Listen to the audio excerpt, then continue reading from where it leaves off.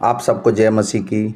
आज तारीख है 7/9/2025 और हम शाम का वचन पढ़ेंगे। हम पढ़ेंगे नीति वचन की पुस्तक में से पहला और दूसरा अध्याय।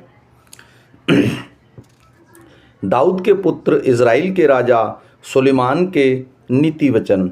इसके द्वारा पढ़ने वाला बुद्धि और शिक्षा प्राप्त करे और समझ की बातें समझे और काम करने में प्रामाणिकता और धर्म में न्याय और निष्पक्षता की शिक्षा पाए, कि भोलों को चतुराई और जवान को ज्ञान और विवेक मिले, कि बुद्धिमान सुनकर अपनी विद्या बढ़ाए और समझदार बुद्धि का उपदेश पाए, जिससे वे नीति वचन और दृष्टांत को और बुद्धिमानों के वचन और उनके रहस्यों को समझे।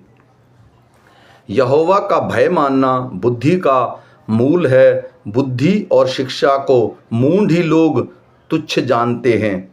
हे मेरे पुत्र, अपने पिता की शिक्षा पर कान लगा और अपनी माता की शिक्षा को न तज, क्योंकि वे मानो तेरे सिर के लिए शोभायमान मुकुट और तेरे गले के लिए कंठमाला होगी। हे मेरे पुत्र, यदि पापी लोग तुझे फुसलाएं तो उनकी बात न मानना। यदि वे कहें हमारे संग चल, कि हम हत्या करने के लिए घात लगाएं, हम निर्दोष की ताक में रहें, हम अर्धलोक के समान उसको जीवित कब्र में पड़े हुए के समान समूचा निगल जाएं, हमको सब प्रकार के अनमोल पदार्थ मिलेंगे, हम अपने घर को लूट से भर लेंगे।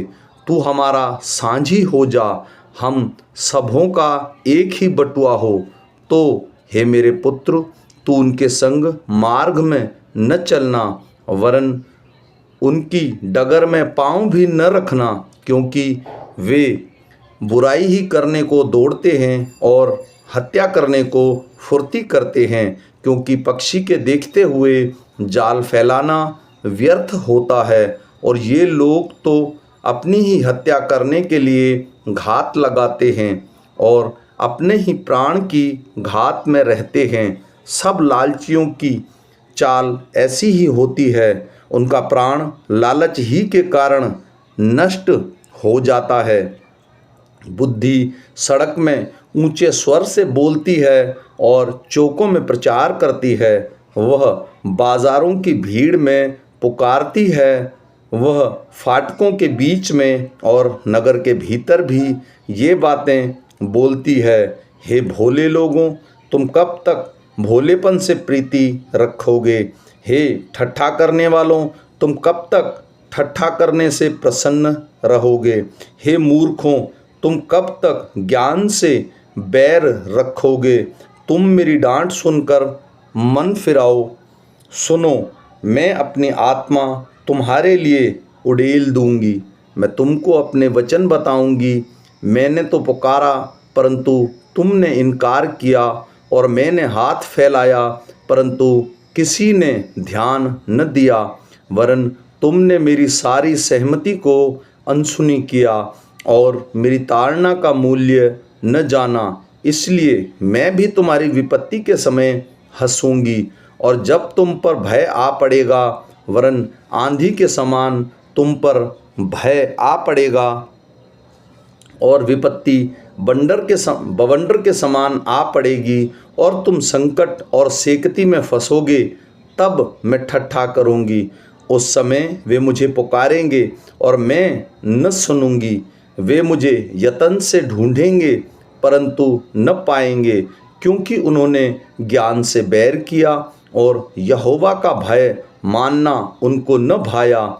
उन्होंने मेरी सहमति न चाही, वरन मेरी सब ताड़नाओं को तुच्छ जाना। इसलिए वे अपनी करनी का फल आप भोगेंगे और अपनी युक्तियों के फल से अधा जाएंगे, क्योंकि भोले लोगों का भटक जाना उनके घात किए जाने का कारण होगा, और निश्चिंत रहने के कारण मूढ़ लोग नष्ट होंगे।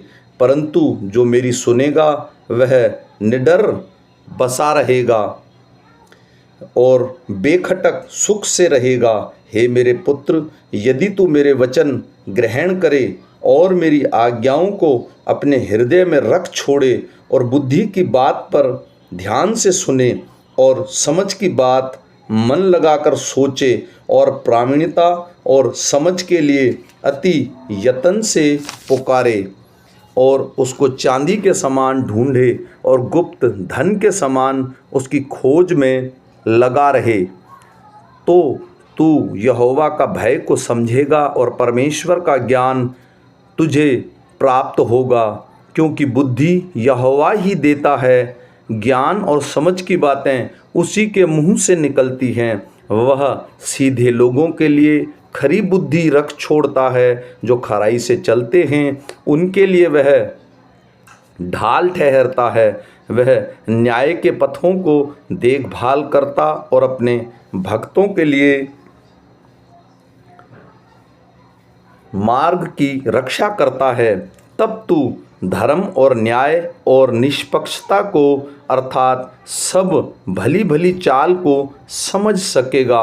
क्योंकि बुद्धि तो तेरे हृदय में प्रवेश करेगी और ज्ञान तुझे सुख देने वाला लगेगा। विवेक तुझे सुरक्षित रखेगा और समझ तेरी रक्षक होगी, ताकि तुझे बुराई के मार्ग से और उलटफेर की बातों के कहने वालों से बचाए, जो खराई के मार्ग को छोड़ देता है, ताकि अंधियारे मार्ग में चले, जो बुराई करने से आनंदित होता है और दुष्ट जन की उलटफेर की बातों में मग्न रहते हैं, जिनकी चाल चलन टेढ़ी मेढ़ी और जिनके मार्ग बिगड़े हुए हैं। तब तू पराई स्त्री से भी बचेगा, जो चिकनी चुपड़ी बातें बोलती हैं और अपनी जवानी के साथी को छोड़ देती है, और जो अपने परमेश्वर की वाचा को भूल जाती है। उसका घर मृत्यु की ढलान पर है और उसकी डगरें मरे हुए के बीच पहुंचती हैं। जो उसके पास जाते हैं उनमें से कोई भी लौट कर नहीं आता, और ना वे जीवन का मार्ग पाते हैं। तू भले मनुष्यों के मार्ग में चल और धर्मियों के पथ को पकड़े रहे, क्योंकि धर्मी लोग देश में बसे रहेंगे और खरे लोगों ही उसमें बने रहेंगे। दुष्ट लोग देश में से नष्ट होंगे और विश्वासघाती उसमें से उखाड़े जाएंगे। आमीन।